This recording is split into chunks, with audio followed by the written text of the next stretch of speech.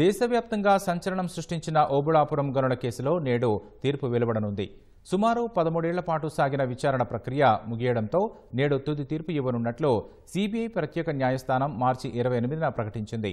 గాలి జనార్దన్ రెడ్డి, మాజీ మంత్రి సబితా ఇంద్రారెడ్డి సహా నిందితుల భవితవ్యం తేలనుంది.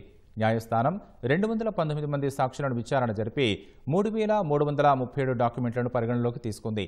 ఇదే కేసులో ఐఏఎస్ అధికారి శ్రీలక్ష్మిపై కేసును తెలంగాణ హైకోర్టు కొట్టివేయగా సిబిఐ వేసిన అప్పీలు ప్రస్తుతం సుప్రీంకోర్టులో పెండింగ్లో ఉంది.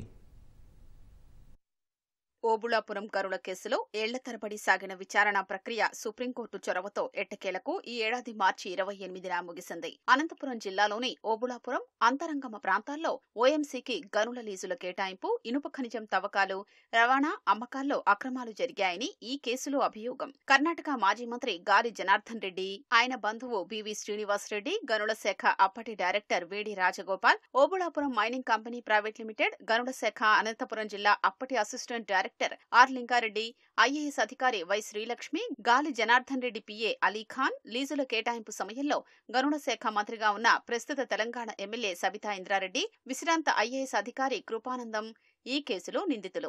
గాలి జనార్దన్ రెడ్డి, బివి శ్రీనివాస్ రెడ్డికి చెందిన ఓబుళాపురం మైనింగ్ కంపెనీకి 68 హెక్టార్ల ఇనుప ఖనిజం గనులు లీజులు కేటాయిస్తూ 2007 జూన్ 18న ఉమ్మడి రాష్ట్రంలో అప్పటి ప్రభుత్వం ఉత్తర్వులు జారీ చేసింది.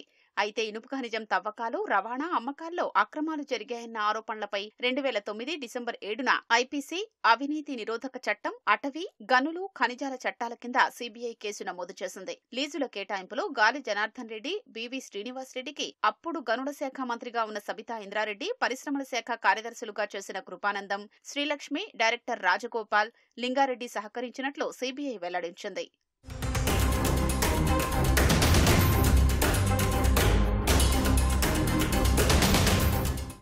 ఓబుళాపురం మైనింగ్ కంపెనీకి సంబంధించిన ఉక్కు పరిశ్రమకు మాత్రమే ఆ ఇనుప ఖనిజం ఉపయోగించేలా మొదట ఫైల్ రూపొందించినప్పటికీ చివరలో ఉద్దేశపూర్వకంగా క్యాప్టివ్ పదం తొలగించి జీవో ఇచ్చారని సిబిఐ అభియోగం. లీజులు కేటాయించిన భూముల్లో కాకుండా ఇతర ప్రాంతాల్లో తవ్వినట్లు సిబిఐ ఆరోపించింది. ఏపీ, కర్ణాటక మధ్య సరిహద్దు రాళ్లు మార్చడం, సుగులమ్మ ఆలయాన్ని కూల్చడం, అటవీ ప్రాంతంలో ఇనుప ఖనిజం నిల్వ ఉంచడం వంటి తీవ్రమైన ఆరోపణలు వచ్చాయి.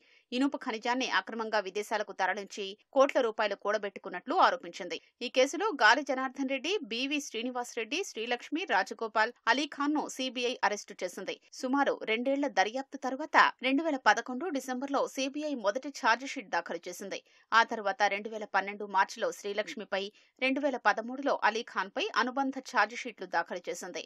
సబితా ఇంద్రారెడ్డి, కృపానందంను మొదటి ఛార్జిషీట్లో సాక్షులుగా పేర్కొన్న సిబిఐ ఆ తర్వాత వారిద్దరూ కూడా నిందితులేనని తేల్చి 2014లో ఏప్రిల్లో తుది ఛార్జిషీట్ వేసింది. సిబిఐ కోర్టు నుంచి సుప్రీంకోర్టు వరకు పలు పిటిషన్లు వేయడంతో విచారణ సుదీర్ఘంగా జరిగింది. కేసు విచారణ జరుగుతున్న తీరుపై సుప్రీంకోర్టు పలు సందర్భాల్లో అసహనం వ్యక్తం చేసింది. వేగంగా పూర్తి చేయాల్సిందేనని ఇటీవల సిబిఐ కోర్టును మరోసారి ఆదేశించడంతో విచారణ ఎట్టకేలకు కొలిక్కొచ్చింది. ఐఏఎస్ అధికారి శ్రీలక్ష్మిపై కేసును 2022లో తెలంగాణ హైకోర్టు కొట్టివేసింది. హైకోర్టు తీర్పును సవాల్ చేస్తూ సిబిఐ వేసిన పిటిషన్ సుప్రీంకోర్టులో పెండింగ్ లో ఉంది. ఈ కేసులో సిబిఐ కోర్టు 219 మంది సాక్షుల్ని విచారణ జరిపి 3337 డాక్యుమెంట్లను పరిగణలోకి తీసుకుంది. కేసు విచారణ జరుగుతుండగానే 5వ నిందితుడిగా ఉన్న ఆర్ లింగారెడ్డి ఛార్జిషీట్ వెయ్యకముందే మరణించారు. Gali Janardhan Reddy, BV Srinivas Reddy, VD Rajagopal, Obulapuram mining company private limited, Ali Khan, Sabitha Indra Reddy, కృపానందంపై సిబిఐ కోర్టు నేడు తీర్పు వెల్లడించనుంది. సిబిఐ కేసు ఆధారంగా ఈడీ కూడా విచారణ జరుగుతోంది. ఇనుప ఖనిజం అక్రమాల ద్వారా సంపాదించిన సొమ్ములో 884 కోట్ల రూపాయల్ని బ్రాహ్మణి స్టీల్స్ కంపెనీలో పెట్టుబడిగా పెట్టినట్లు ఈడీ గుర్తించింది.